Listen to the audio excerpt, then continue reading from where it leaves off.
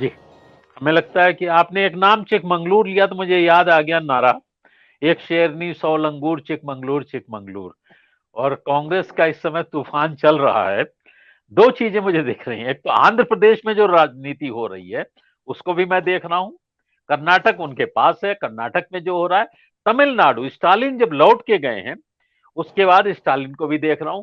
तो ऐसा नहीं है कि सिर्फ व्यवहारिक, हमें लगता है कि ज्यादा व्यापक असर बैंगलोर का पड़ेगा। आपने ये जो कहा है शरद पवार वाला मामला, इस पे अनिल जी से मैं सवाल करूं। अनिल जी, अपने को अनम्यूट कर लीजिए। 2 चीजें कही, एक तो शरद पवार और देश जी इधर बीच में मिडिल में रहते हैं, कभी भी कहीं भी झुक सकते हैं। नहीं नहीं, वो मैं पहले ही उस समय भी कई लोग कह रहे थे, अडानी के समय में, उसके पहले भी कह रहे थे। लेकिन जी, मैंने पहले ही कहा था कि वो आप बीजेपी के साथ नहीं जाएंगे।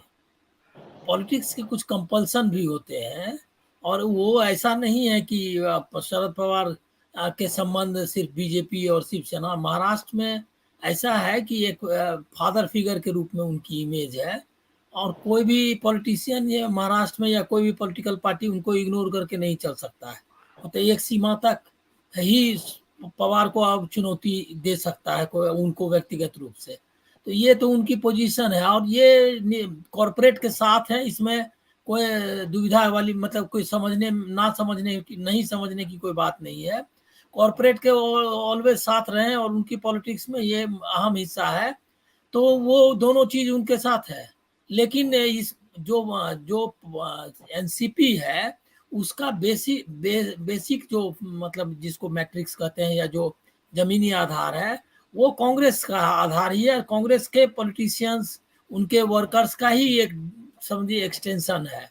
और जिस तरह का है मतलब इक्वेशन महाराष्ट्र में, तो ये संभावना एकदम नहीं थी पहले भी कि वो जो है बीजेपी के साथ जाएंगे।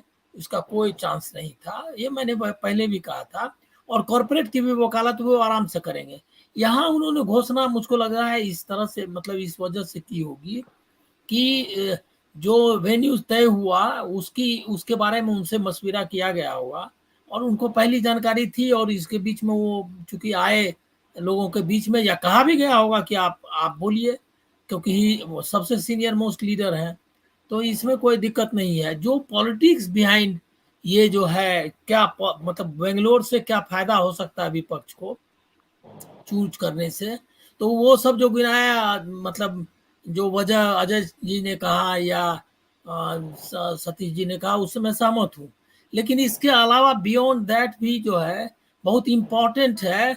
अभी क्या हुआ है, जैसे ही अभी खबर देख रहा था मैं, बालाजी सेंथिल को सैक ये कर दिया, मंत्रिमंडल से निकाल दिया, उसने जी, मंत्री पद से हटा राज्यपाल ने, दिया।